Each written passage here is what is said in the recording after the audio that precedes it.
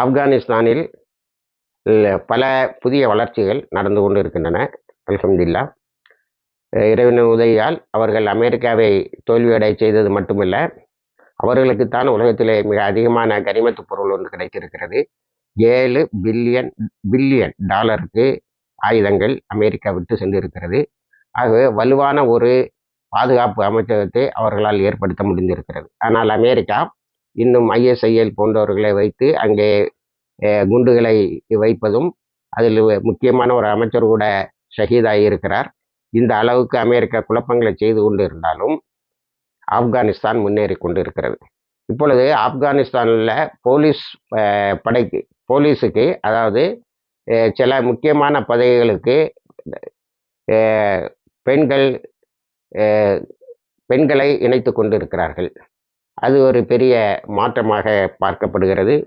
1,55,000 பேர் 1,50,000 பேர் ஹெல்த் ஒர்க்கர்ஸாக பெண்கள் ரெக்ரூட் பண்ணப்பட்டிருக்கிறார்கள். இதுக்கு முன்னாடி இந்த அரைகுறை உடையோடு வேலை செய்துக்கிட்டு இருந்தாங்களே ஹெல்த் ஒர்க்கர்ஸ், அவங்கள்ட்ட நீங்கள் இஸ்லாமிய முறைப்படி ஆடை அணிந்து வந்தால் நீங்கள் வேலை செய்யலாம், இல்லைன்னா வீட்டில் இருக்க சம்பளம் தரேன்னு அனுப்பிட்டாங்க. அவர்கள் வீட்டில் இருந்து கொண்டு சம்பளத்தை வாங்கி கொண்டு இருக்கிறார்கள். அதனால் இனிமேலும் யாரும் ஆப்கானிஸ்தானில் பெண்கள் ஒடுக்கப்படுகிறார்கள் என்று சொல்ல முடியாது.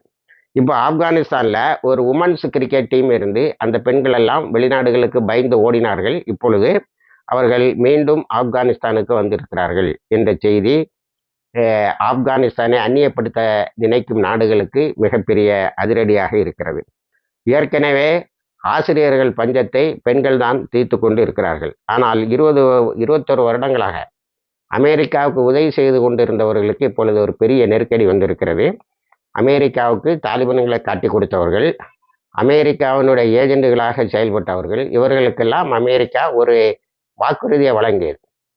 ஒருவேளை நாங்கள் தோற்று இங்கு தாலிபான்கள் ஆட்சிக்கு வந்துவிட்டால் உங்களை எல்லாம் அமெரிக்காவுக்கு அழைத்து செல்வோம், அங்கே உங்களுக்கு குடியுரிமை தருவோம், எல்லா விதமான வாழ்க்கை வசதிகளையும் ஏற்படுத்தி தருவோம் என்று சொல்லியிருக்கிறார்கள்.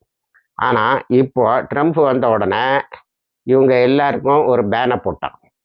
அப்போ அக்கம் பக்கத்து நாடுகளுக்கு ஓடி சென்று அமெரிக்காவுக்கு போகலாம் என்று இருந்த முனாஃபிக்குகளுக்கு, ஆள்காட்டிகளுக்கு இப்பொழுது ஒரு பெரிய அதிர்ச்சி. அவர்கள் மிகப்பெரியதொரு தொல்லைக்கு ஆளாகி இருக்கிறார்கள். பலருடைய சொந்த வாழ்க்கையை குறிப்பிடுகிறார்கள். பல இன்ஜினியர்களும் டாக்டர்களும் இந்த ஆள்காட்டி வேலையை செய்திருக்கிறார்கள். இவர்கள் அமெரிக்காவுக்கு போயிட்டாங்க.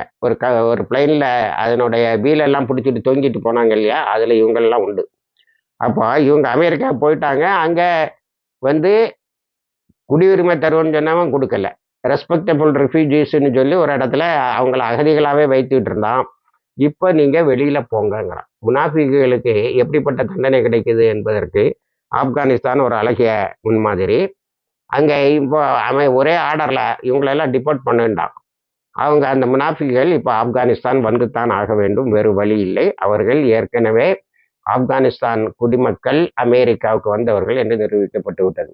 இப்போ ரைட்ஸ் குரூப் எல்லாம் சேர்ந்து ட்ரம்புக்கு மேலே இதுக்கு ஒரு வழக்கு, ஏற்கனவே எக்கச்சக்கமாக வழக்கு, ஏற்கனவே தண்டனையும் பெற்றவன், அசிங்கமான கேஸில் தண்டனை பெற்றவர், இப்போ இந்த வழக்குகளும் வந்திருக்கிறது.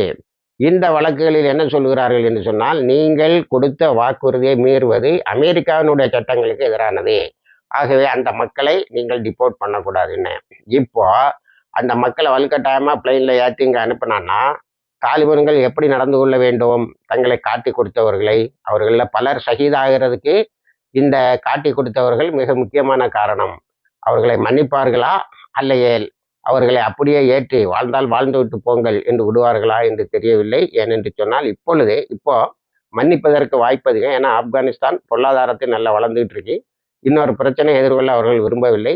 இந்தியாவில் உள்ள சீக்கிய சகோதரர்கள் அங்கே இருந்து தாலிபான் ஆட்சி வந்தோடனே பயந்து இங்கே வந்தாங்க.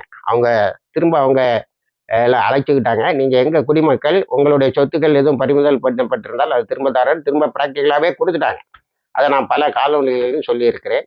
அதே போல் இந்த மக்களை, இந்த முனாஃபிகளையும் மன்னிப்பார்களா அல்லது தண்டிப்பார்களா என்பதை பொறுத்திருந்து பார்ப்போம். இணைந்திருங்கள். வாஹிர் தவானா அல்ஹம்துலில்லாஹி ரப்பில் ஆலமீன்.